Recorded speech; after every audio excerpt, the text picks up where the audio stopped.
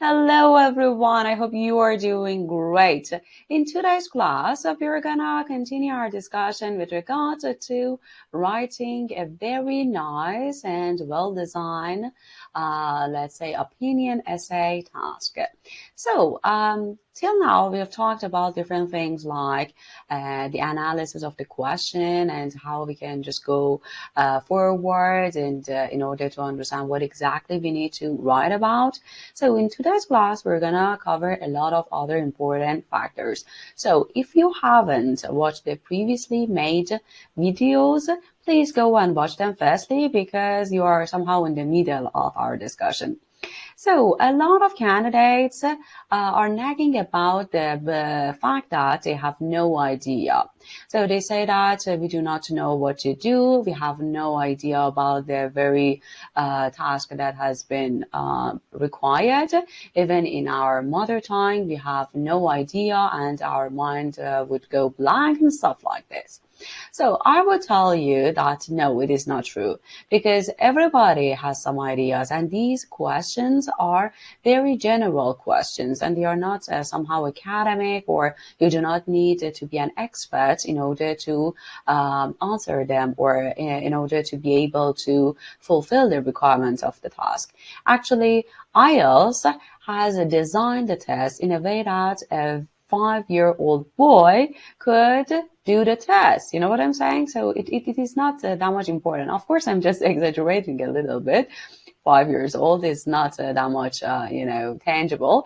But what I'm saying is that you do not need to be that much knowledgeable or informative at all. So even if you are not educated, even if you have no idea about the question in a specific manner, you're good to go. As far as you've got the idea, as far as you let the idea flow, you can handle everything. And I will show you that you do not need anything fundamentally related to very specific knowledge or idea.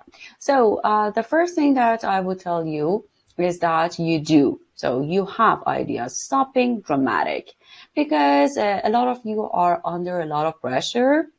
And that is the reason based on which you start complaining and nagging at, everyone surrounding you and just you're seeking for different kinds of, you're seeking out to find different kinds of, ways to help you out with this regard. And that is completely understandable because it is not very easy to be in that kind of circumstance and, be in that kind of pressure and anxiety and everything like that. So you're just going for different kinds of explanation, which can convey the message that if you fail, you are not responsible or something like that. So what I'm saying is that given the fact that you are right, it is a big responsibility. You want to immigrate, you want to continue and pursue your higher education or stuff like this. A lot of people, millions of candidates have achieved their band score. I mean, the band score that they were in need of, and you are going to be one of them as well. So stop being dramatic. The next thing is about be watchful of fake questions. There are a lot of questions which are not right, which are not original, which are not authentic. So go for the questions which are real because otherwise you will fail, because you have prepared yourself in a way that is not real.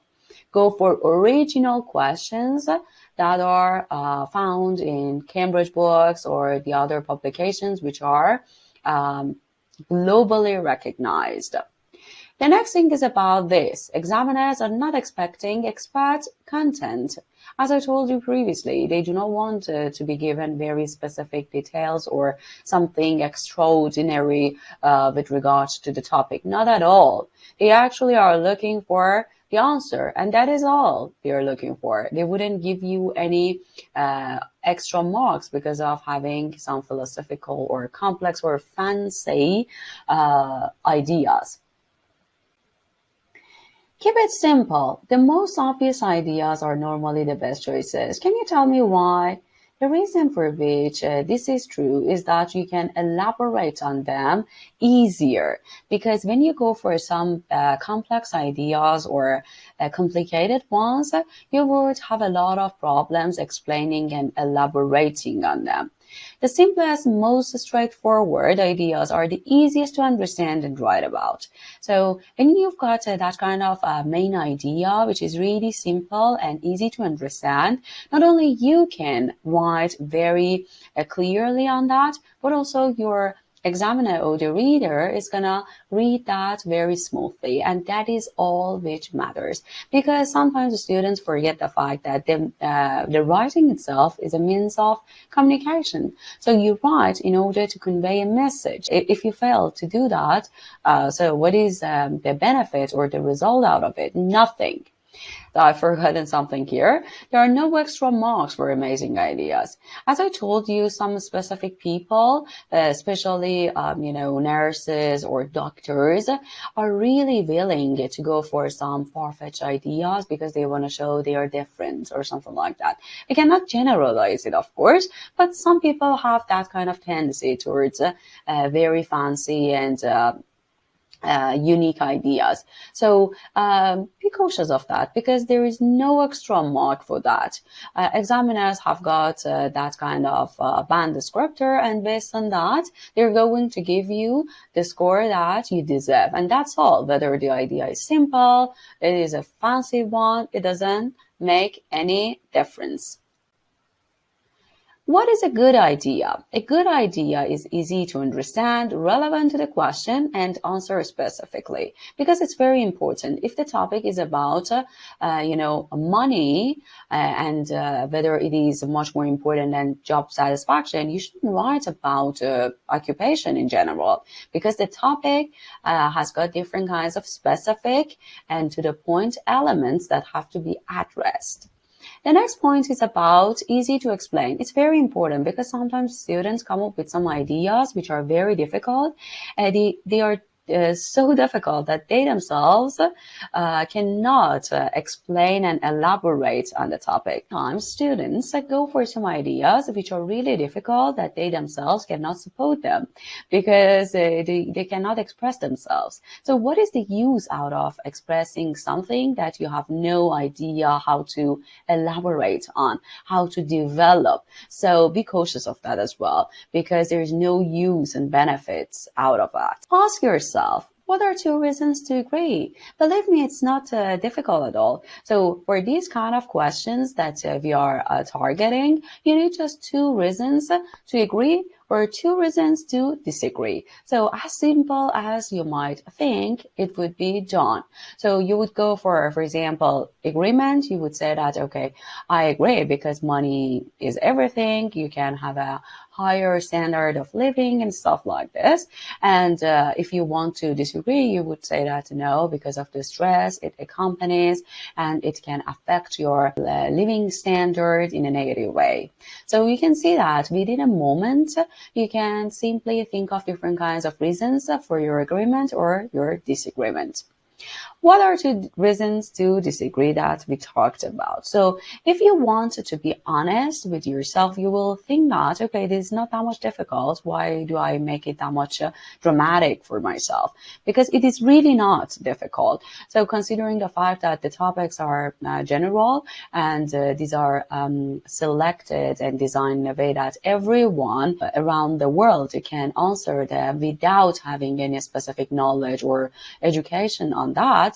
So you can understand that it is really reasonable and logical, so you wouldn't worry and you wouldn't make it a hassle for yourself. Do not overcomplicate this. Our goal is to get you to think of ideas in 2 minutes. So as I told you, you should sit down and you should think of 2 reasons for which you agree or you disagree, and that's all. Do not go for some fancy or complicated ideas, because they are not our intentions at all. So here, for example, we want to go for ideas. If you remember, we had some ideas in the previous session, and the first ideas were like this. High salary jobs are generally more stressful. Stress leads to ill health, both mental and physical.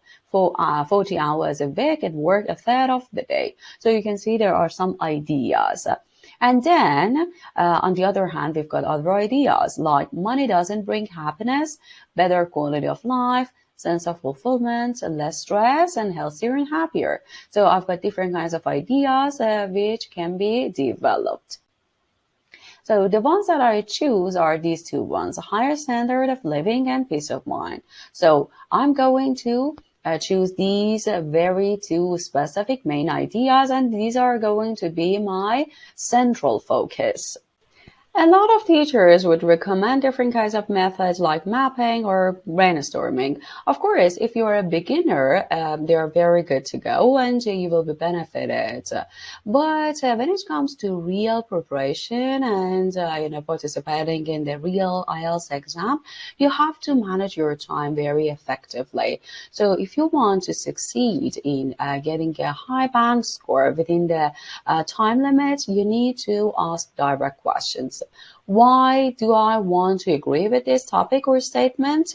I need two reasons for agreement. And if I want to disagree with the question and the statement, I just need two answers and ideas in order to stand there and hold that kind of point of view.